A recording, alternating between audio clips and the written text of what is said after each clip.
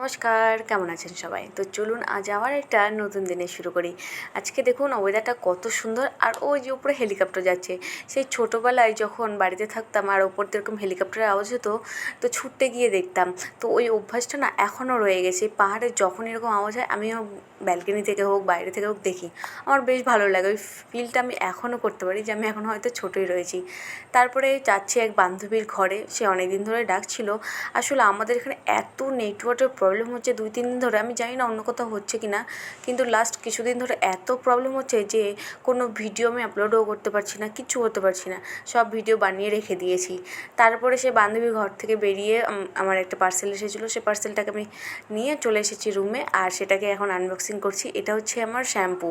তো লাস্ট 2 বছর ধরে আমি এই শ্যাম্পুটা ইউজ করছি, খুবই ভালো শ্যাম্পুটা। তো এখানে রয়েছে 1 লিটার। তো তারপরে রাত্রে খাবারের জোগাড় করছি, আর এখানে দেখছিলাম একটা মুভি।